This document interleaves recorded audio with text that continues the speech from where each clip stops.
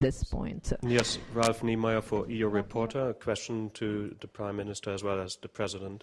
Mrs. Prime Minister, there is still the outfall, so to speak, the outfall of the gas conflict with Russia. Now, do you see the Nord Stream pipeline by Russia as a direct result of the conflict your country had with Russia about the delivery? And to President Barroso, please, the question.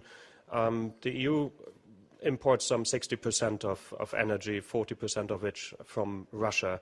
How can we build more bridges to make sure that these conflicts do not arise and sharpen our conflict with anybody? Ну, перш за все, що стосується наших певних важких стосунків на початку року між Росією і Україною щодо постачання газу в Україну і в Європейський Союз, я хочу сказати, що історія завершена позитивно підписанням 10-літніх контрактів, які виключають вже будь-які політичні впливи на формування ціни на газ або тарифу на транзит. Тому конфлікт вичерпаний, і сьогодні ми намагаємося будувати conflict is history, and now we are trying to build constructive cooperation. And according to the agreements with Gazprom, Naftogaz, Russia and Ukraine, we have eliminated all the intermediaries, and all the shadow money which were traveling alongside this sector are not going to travel there in 2009 between Russia and Ukraine. And I'm very happy that the government has put a stop to all the shady transactions. It was not easy. Up till the present, there is a lot of opposition of certain political circles is demonstrated. But we have demonstrated a lot of courage to show how we should eliminate corruption in reality, but not declare the slogans only. Regarding the relation with Russia, once again, I've spoken about that issue so often, but I want once again to clarify our position because you have asked me to do it. First of all, regarding this conference was intended, from our point of view, we had at least for 3 years.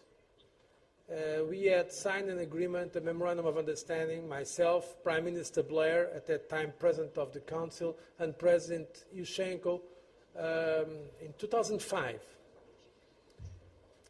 A memorandum of understanding on our relation between the European Union and Ukraine. So it was in 2005, if my memory is correct, that we have signed that memorandum of understanding for relations in the field of energy between the European Union and Ukraine. And this specific conference has been prepared for 10 months or more. So well before this crisis at the beginning of this year between Russia and Ukraine. I want to underline that point because this conference is not directed as the problem of Russia. It was, in fact, planned well before this unfortunate crisis. During this crisis, it was clear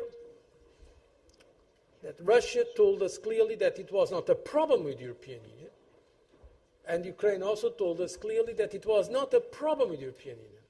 But in fact, the European Union consumers were suffering the consequences of an unfortunate crisis between Russia and Ukraine. That is why this conference gained even more importance now. But I want to underline a point that Prime Minister Yushchenko made as well, is that Russia is most welcome in this framework that we have decided now, as all partners are welcome indeed. That's why I invited them. And in fact, Russia was represented at, I think, ministerial level. And we very much welcome that. Because it is important for the stability of supply of gas to many European countries, many of them members of the European Union, some not members of the European Union. So if Russia wants to join, it's most welcome. And this is our position. And generally speaking as well, I mean, we believe that Russia is an important partner. We want to go on with a cooperative relation with Russia in the field of energy and in other fields. I recently have been in Moscow where I met President Medvedev and also Prime Minister Putin. And I said it very often, positive interdependence. It's the good way to work. And of course, also the good relations we have and close relations with Ukraine. That's why this conference was a success, and think we have now a good basis to build for the future. Thank you very much, ladies and gentlemen. Thank you, Prime Minister. Thank you, President.